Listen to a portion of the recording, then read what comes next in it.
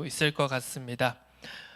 오늘 본문 말씀은 이제 다시 한번 예수님을 적대하는 바리새인들이 예수님께 찾아와서 이제 또 공격을 하는 내용을 담고 있습니다. 그러면서 그 후에 예수님께서 제자들에게 바리새인과 헤롯의 누룩을 주의하라는 그 말씀, 그 내용을 오늘 본문 말씀 읽으면서 함께 살펴보았습니다. 우리가 말씀을 살펴볼 때 주의할 것은요, 말씀을 이렇게 전체의 흐름으로 보지 않고 말씀을 그때그때 내가 보기 원하는 단락단락으로 끊어서 보고 그리고 그 말씀을 해석하고 적용하기 쉽다는 사실입니다. 예를 들어 그렇습니다. 우리가 살아가면서도 흔히 그런 표현하죠. 앞뒤 말 잘라 먹는다. 그런 표현 우리가 쓰지 않습니까? 어느 상황이나 어떤 경우에 그런 표현을 씁니까? 흔히 전체의 흐름 속에서 그 의미나 의도를 왜곡해서 어떤 특정한 의도를 가지고 아니면 악의를 가지고 그 어떤 말에 그리고 워딩에 의도나 내용을 악의적으로 왜곡하기 위해서 이렇게 앞부분과 뒷부분을 자르고 뭔가 한 표현이라든지 한 문장이라든지 그것만 딱 가지고 와서 이렇게 저 사람이 주장하는 게, 저 사람이 말하는 게 틀렸고 잘못됐다, 오류가 있다 이렇게 하는 경우를 보고 보통 앞뒤 말 잘라 먹는다 이렇게 우리가 표현을 하곤 하죠. 우리가 말씀을 바라볼 때, 성경을 바라볼 때도 우리가 전체의 흐름을 먼저 살펴보지 않고 예를 들어 한 구절, 어떤 한 특정한 단락만을 가지고 우리가 그 말씀을 해석하고 이해하고 적용할 때는 많은 경우에 이 말씀이 원래 우리에게 전하고자 하는 그 본문 말씀이 원래 의미하는 바보다는 내가 받아들이고 싶고 내가 이해하고 내 기준과 내 생각과 지금 내 형편에서 이해하고 싶은 대로 말씀을 잘못 받아들일 위험이 있다는 것입니다. 그래서 우리는 말씀을 하나에 어떻게 보면 전체적인 흐름으로 먼저 놓고 바라봐야 됩니다. 그 전체적인 흐름 속에서 올바르게 이 본문이 어떤 의미를 전달하는가를 먼저 파악하고 그 속에서 또 우리의 상황과 각 개인의 형편과 시간표에 따라서 어떻게 적용할 것인지를 우리가 말씀을 통해 살펴보는 것 너무 중요합니다. 오늘 본문 말씀은 이 8장 전체의 흐름을 놓고 우리가 살펴보는 것이 좋습니다. 8장 시작 부분을 보면 이제 예수님께서 4,000명을 먹이신 또 기적에 대해서 나오고 있습니다. 앞서서 5,000명, 떡 5개와 물고기 2마리로 5,000명을 먹이시고 또 지금 오늘 8장 본문 말씀 8장 서두에 보면 떡 7개와 물고기 2마리로 4,000명을 먹이신 그 장면이 나옵니다. 그러면서 그 뒤이어서 바리새인들과 예수님의 대화, 그리고 예수님과 제자들의 대화, 이런 내용들이 쭉 연결되어지면서 이제 이 어떻게 보면 지금 세 단락의 이야기들이 지금 차례로 연결되어지죠. 그 세 단락의 사건들을 우리가 한 흐름으로 연결시켜 놓고 오늘 말씀을 이해하는 것이 좀 중요할 것입니다. 자, 오늘 본문 말씀 11절에 보니 바리새인들이 다시 예수님께 찾아왔습니다. 예수님을 힐난했다고 했습니다. 이 힐난했다는 단어 우리가 평소에 잘 쓰지 않는 단어이죠. 이 의미를 우리가 좀 더 살펴본다면 논쟁하다, 토론하다, 아니면 이제 공격하다. 예를 들어 우호적인 의도를 가지고 우리가 보통 토론을 하거나 건설적인 대화를 하자 이런 경우가 있을 것이고, 아니면 그냥 애초에 시작부터 적대적인, 아니면 애초에 시작부터 반대를 위한 반대, 그걸 위해서 대화를 시작하는 경우가 있겠죠. 지금 바리새인들이 예수님께 찾아온 이 경우는 후자의 해당하는 것, 누가 보아도 명백한 것이죠. 그러면서 예수님을 힐난하면서 적대적으로 대화를 이어가면서 무엇을 요구하고 있습니까? 하늘로부터 오는 표적을 예수님께 구했다고 오늘 본문은 말씀하고 있습니다. 그러자 12절에 예수님께서 마음속으로 깊이 탄식하시면서 이렇게 말씀하시죠. 어찌하여 이 세대가 표적을 구하느냐?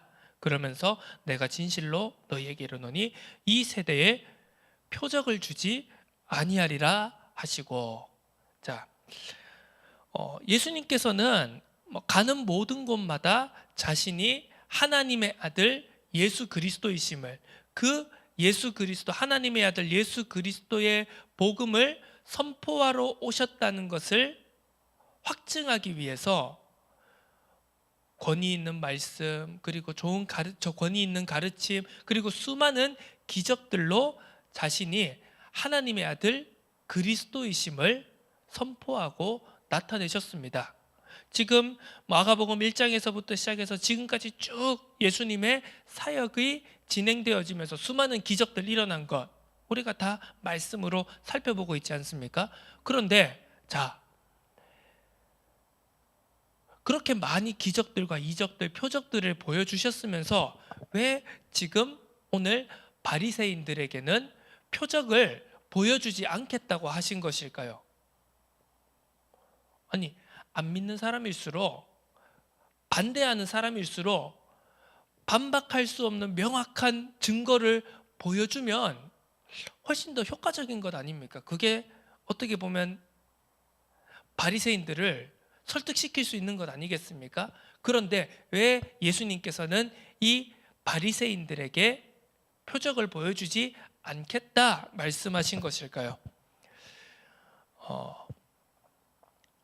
지금 바리새인들이 요구하는 표적이 이제 우리가 좀 그냥 넓은 의미에서 그냥 단순히 기적이다, 나타난 역사다 이게 아니라 지금 바리새인들이 의도하고 바리새인들이 요구하고 있는 표적의 이 조건이 무엇인지를 우리가 먼저 생각해 볼 필요가 있습니다. 자, 오늘 하늘로부터 오는 표적을 바리새인들이 구했다고 말하고 있습니다. 이것은 다르게 표현하자면 하나님으로부터, 하늘로부터, 흔히 하늘로부터 오는, 자, 그 시대의 하늘이라고 하면 이제 하늘 이꼴 하나님이라고 이제 그런 이제 관점을 가지고 있었기 때문에 하늘로부터 오는 표적이라고 했다면 바로 하나님으로부터 온 것이 확실해 보이는 표적을 구했다는 것입니다. 하나님으로부터 온 것이 확실해 보이는 표적이라면 어떤 게 있을까요? 구약 성경을 살펴보면 그런 게 그런 장면들이 간간히 나오긴 했죠. 대표적으로 엘리야와 바알과 아세라의 선지자 850명의 그 영적 대결 속에서 하늘로부터 불이 내려와서 재물을 태웠던 그런 사건이라든지 떨기나무가 불에 타는 이제 그런 모세와 하나님이 대면한 장면이라든지 여러 가지 그런 초자연적이고 이건 누가 봐도 하나님 혹은 안 믿는 사람들이 표현하는 이건 정말 신의 현현이다라고 볼 수밖에 없는 지금 그런 표적을 바리새인들이 구했다는 것입니다. 바리새인들이 왜 이런 표적을 구했을까요?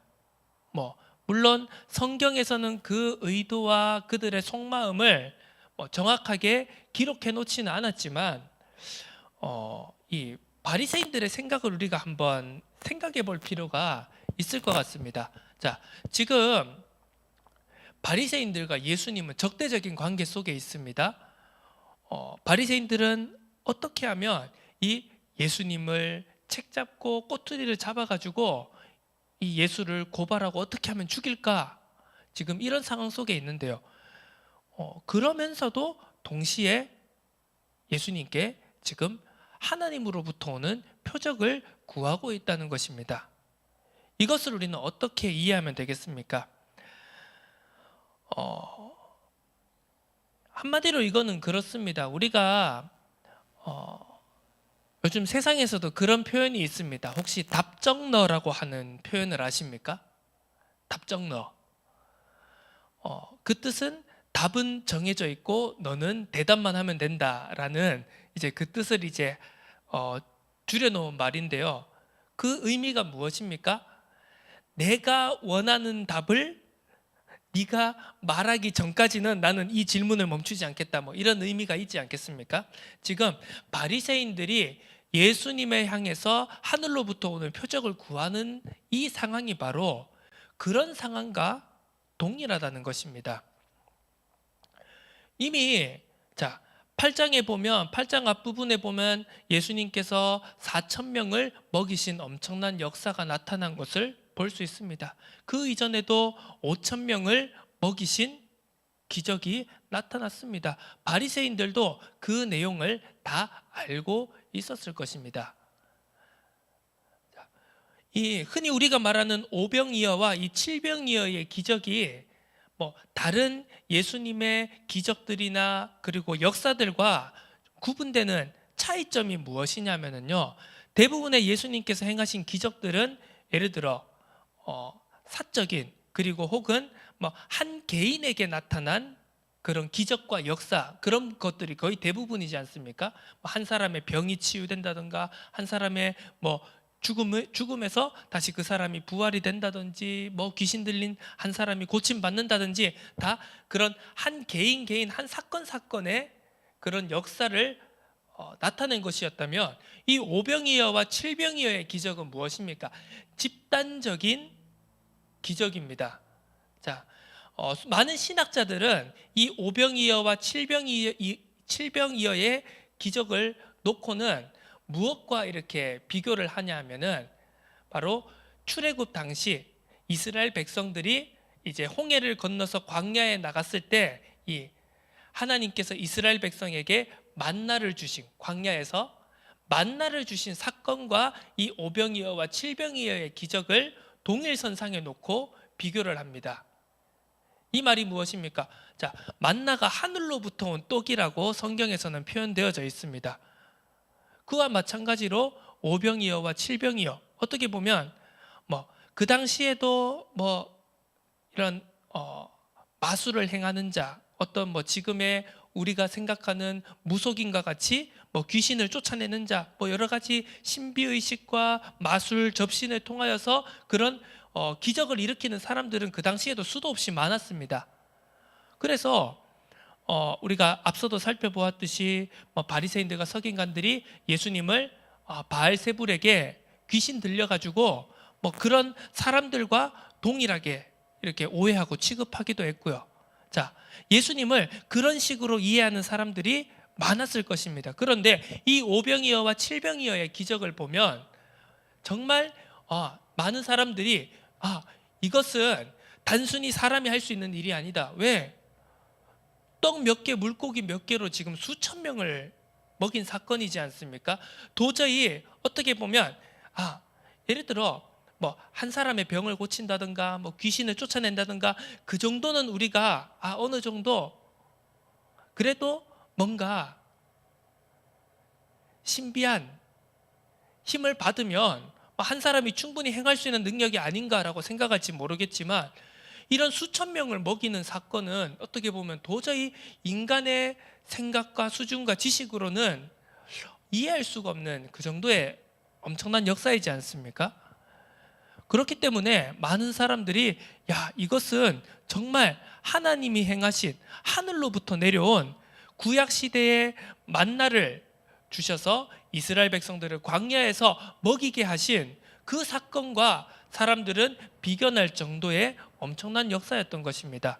그래서 뭐 요한복음을, 이 병행 구절인 요한복음을 살펴보면 그때 이제 사람들이 엄청 충격을 받고 예수님을 억지로 붙들어서 임금을 왕으로 세우려고 했다라고도 기록하고 있는 것을 우리가 살펴볼 수 있습니다.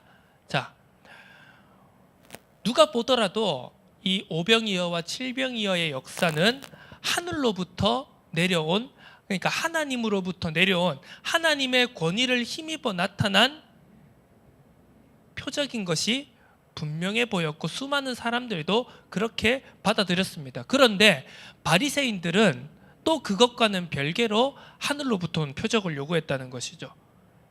어떤 의미이겠습니까? 바리새인들은 그 오병이어와 칠병이어의 표적이 하늘로부터 온 표적으로 인정하지 않았다는 것입니다. 바꿔서 말하자면 그 나타난 표적, 하나님이 행하신 것이 분명해 보이는, 부정할 수 없어 보이는 그런 엄청난 역사를 받아들이고 인정할 마음이 바리새인들은 애초에 없었던 것입니다. 자, 그렇다면 왜 오병이어와 칠병이어의 표적을 바리새인들은 인정하고 받아들이지 않은 것일까요? 여기에는 아마 그런 심리와 그런 마음이 있었을 것입니다. 내가 원하는 답을 내놓기 전까지는 납득하지 않겠다는, 흔히 아까 방금 서론에서 말씀드렸던 것처럼 답정너식의 태도를 바리새인들이 갖고 있었던 겁니다. 바리새인들에게 답은 이미 정해져 있었습니다. 바리새인들이 원하는 메시아상은 무엇이었을까요? 바리새인들이 예수님께서 어떤 표적을 그들에게 보여주셨으면 바리새인들은 예수님을 하나님이 보내신 메시아로 인정했을까요? 딱 그들이, 바리새인들이 원하는 모습을 보여주었다면 바리새인들은 예수님을 하나님이 보내신 메시아로 인정했을 겁니다. 예를 들면 자신들을 로마로부터, 이방 민족들의 압제로부터 구원해 주실 정치적인 메시아, 군사적인 메시아, 이스라엘이라는 육신의 나라를 다시 한번 다윗 왕국의 영광으로 재현시키고 부흥시켜줄 메시아로 예수님께서 그들에게 표적을 보여주셨다면 아마 바리새인들은 예수님을 메시아로 인정하고 모셨을 겁니다. 그런데 예수님께서는 절대 그런 모습으로 나타나지 않으셨고 그런 모습으로 자신을 나타낼 생각조차 없으셨던 것이죠. 마가복음의 주제에 대해서 우리 말씀을 시작하기 전부터 우리가 이 마가복음의 주제에 대해서 한번 함께 나누어 보았었죠. 마가복음의 전체적인 주제는 고난받는 종으로서의 이제 메시아를 표현한 것이 마가복음의 전체적인 흐름과 주제였습니다. 그렇게 우리가 함께 나눴습니다. 그렇기 때문에 예수님은 세상과 바리새인들과 일반적인 기준에서 원하는 메시아상이 아닌 전혀 다른, 어떻게 보면 사람들의 세상의 기대와는 완전히 어긋난 메시아의 모습을 보여주었던 것이죠. 그래서 엄청난 역사를 예수님께서 공생의 사역을 통해 수많은 기적과 그리고 권위 있는 말씀들과 그리고 이 오병이어와 칠병이어의 기적을 나타내시면서 본인이 하나님의 아들 예수 그리스도임을 나타내셨지만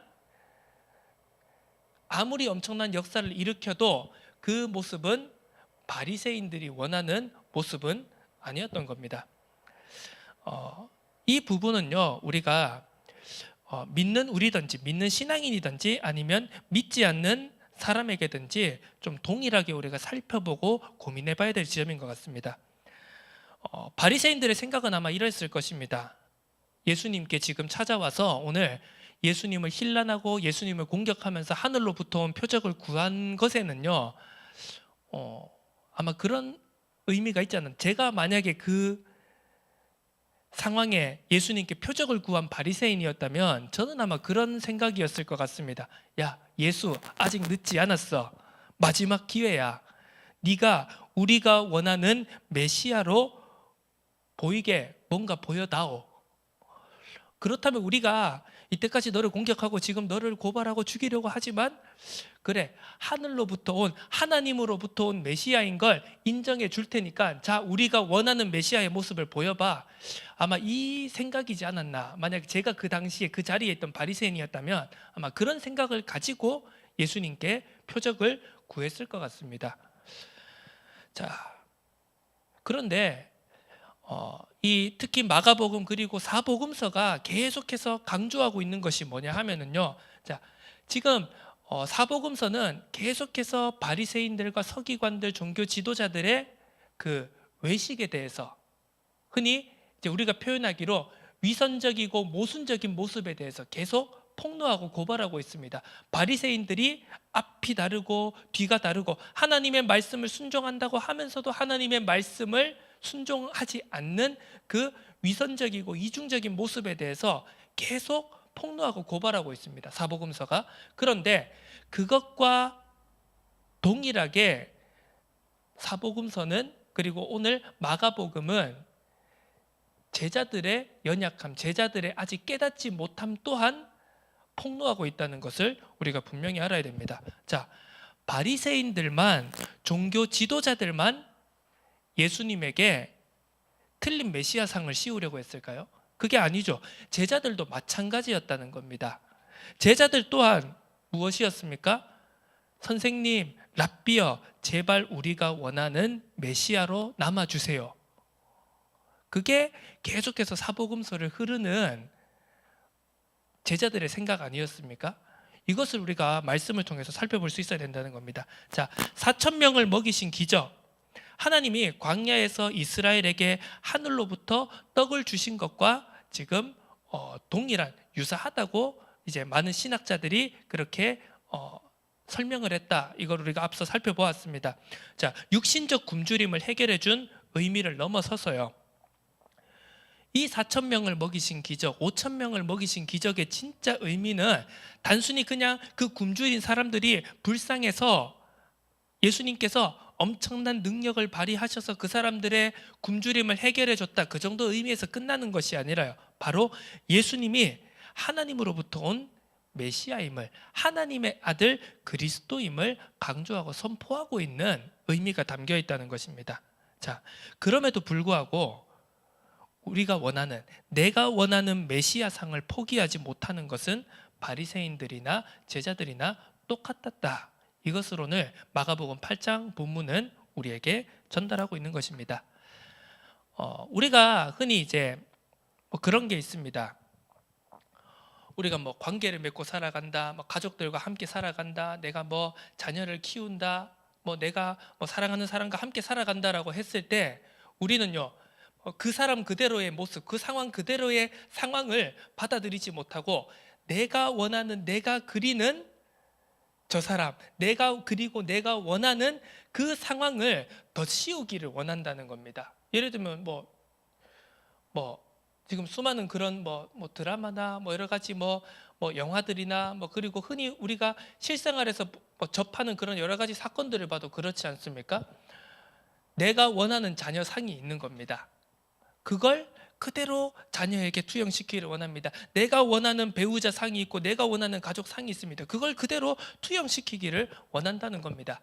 그런데 믿지 않는 세상도 그런데요, 우리가 신앙생활을 하고 우리가 하나님에 대해서, 예수 그리스도에 대해서, 우리의 복음과 우리의 믿음에 대해서 생각을 할 때도 그렇게 우리가 신앙생활을 하고 그렇게 우리가 믿음과 복음을, 예수 그리스도를 바라볼 때가 적지 않다는 것을 우리가 분명히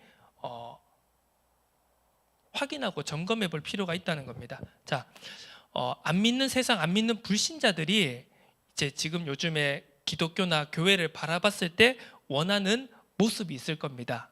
예를 들면은 봉사를 하고 선행을 베풀고 혹은 어떤 사람들은 교회가, 믿는 사람들이 사회 정의를 위해서 부르짖기를 원하고. 자, 아마 다음 주에 또 우리가 함께 또 이 뒤에 말씀을 살펴볼 건데, 흔히 우리가 마태복음 16장 16절에 지금 베드로가 예수님을 그리스도로 고백하는 내용이 이제 오늘 본문, 마가복음 본문 뒤에서 우리가 나오게 되는데요. 믿지 않는 세상 사람들이 원하는 기독교의 모습이 있습니다. 믿지 않는 불신자들이 하나님 믿는 사람이 어떻게 자기들에게 나타내 주기를, 어떻게 행동해 주기를 원하는 그 모습이 분명히 있습니다. 그게 세례 요한의 모습일 수도 있고 예레미야의 모습일 수도 있고 선지자 중에 하나의 모습이 될 수도 있겠죠.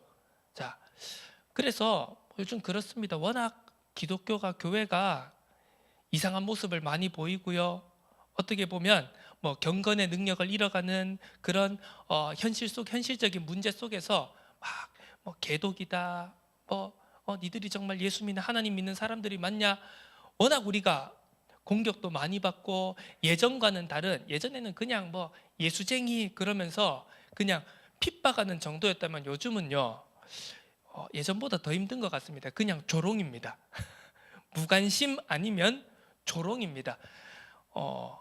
핍박보다 저는 무서운 게 조롱이라고 생각하거든요. 그거는요, 예를 들어 핍박 같은 경우는 내가 받아들이지 않기 때문에, 내가 인정하지 않기 때문에 그냥 저 사람을 뭐 물리적으로 정신적으로 그냥 공격하는 거라면요, 조롱은요 그냥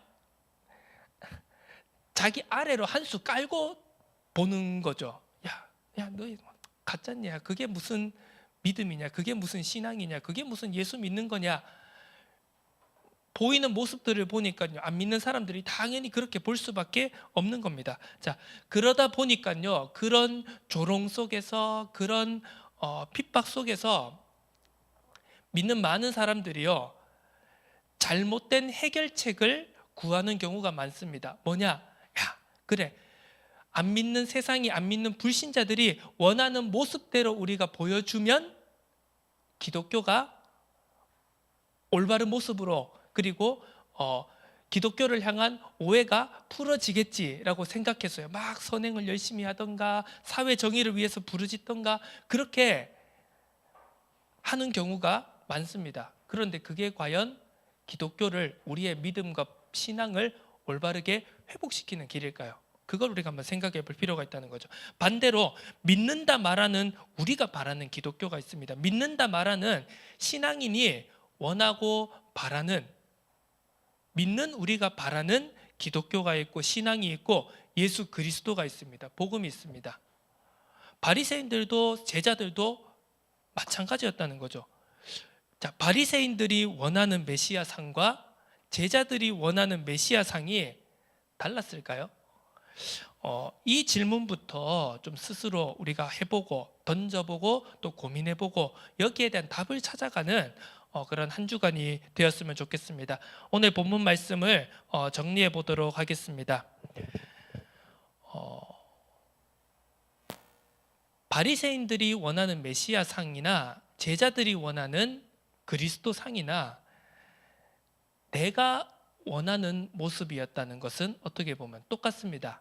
그래서 참 이게 어떻게 보면 힘든 부분이고요. 현실적으로 그렇습니다. 우리가 내 현실적인 문제도 있고 내 연약함도 있고 그리고 내가 바뀌어지고 싶은 부분도 있고 그것이 복음의 능력으로 내 문제가, 내 현실이, 내 답답한 부분이 그리고 내 약한 것이 해결되기를 바라는 것은 어떻게 보면 당연한 겁니다. 그런데 그렇다고 해서 내가 원하는 것이 신앙의 본질이라고 오해하고 착각하는 것은 우리가 벗어나야 된다고 생각을 합니다.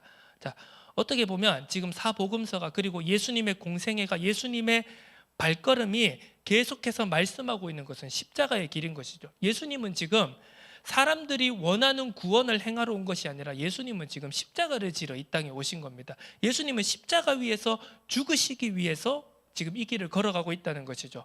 그런데 대부분의 사람들은, 바리새인들도 혹은 제자들조차도 그 길을 지금 이해하고 있지 못한다는 사실입니다. 우리가 원하는 것이 신앙 안에 없다는 것을 우리는 먼저 인정해야 됩니다. 물론 우리가 신앙생활을 하면서 내가 예수 믿으면서 내 병이 고침을 받고 경제 문제가 해결이 되고 내 문제가, 내 어려움이, 내 연약한 부분이, 내 영적 문제가 치유되면 좋겠죠. 그런데 그게 안 된다고 할지라도 복음이 아니라고 생각하는 것은 틀렸다는 겁니다. 자, 말씀의 결론을 내겠습니다.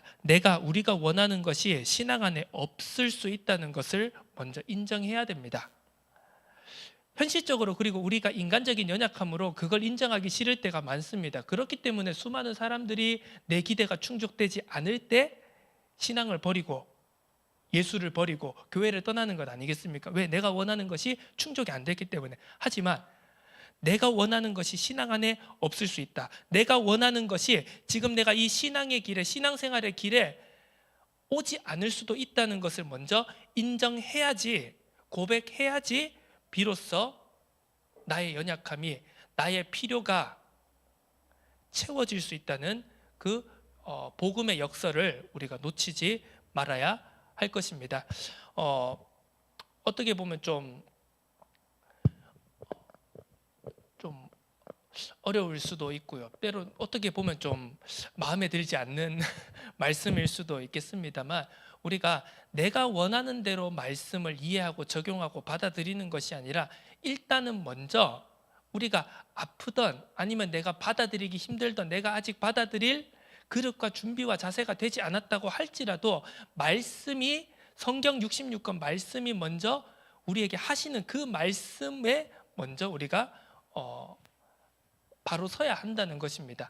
바로 서고, 그리고 내가 그 말씀을 아직 지키고 따라가고 그 말씀을 행할 수 있는 지금 내 상황과 시간표가 되지 않는다고 하면은, 그렇게 갈 수 있도록 우리가 은혜를 구하고 능력을 구하고 우리가 간구하는 것이, 그것이 바로 어떻게 보면 신앙생활에, 그리고 우리가 복음을 가지고 우리가 예수를 믿는다, 하나님의 자녀로서 살아간다라고 하는 신앙의 본질이라고 생각이 됩니다. 뒤이어서 우리가 다음 주에는 이 마가복음 8장 뒤의 말씀, 이제 예수가 그리스도로 베드로가 고백하는 그 장면을 우리가 살펴볼 텐데요. 잠깐 얘기하자면 그렇습니다. 베드로가 예수를 그리스도로 고백했지만 완벽히 완성이 되어졌기 때문에 그 고백을 한 게 아니라는 것을 우리는 잘 알고 있습니다. 자, 우리가 지금 말씀을 받고 말씀이 정답이라는 것을 알고, 또 그 정답이 아직은 내가 지금 수준으로, 내 상황으로, 내 형편으로, 나의 능력으로, 내 신앙의 수준으로는 아직 그 정답을 살아낼 상황이 아니라는 것도 우리가 알고 있습니다. 하지만 그렇기 때문에 우리가 구해야 되는 것은 하나님의 은혜이고, 우리를 들어서, 우리의 연약함과 부족함을 들어서 하나님께서 만들어 가시는 구원의 역사, 그것이 내 연약함을 통해서 먼저 드러나고 나타날 수 있도록, 우리가 그것을 올바르게 볼 수 있도록 그 길을 걸어가는 것이 하나님이 원하시고 기뻐하시는 우리의 발걸음인 줄로 믿습니다. 이 세대에 표적을 주지는 아니하리라 라는 주님의 말씀이 어떤 의미인지를 깊이 깨닫고, 그 말씀이 내게 적용되어지고 은혜로 누려지는 한 주간이 되어지기를 주님의 이름으로 축원합니다. 하나님 아버지, 감사드립니다.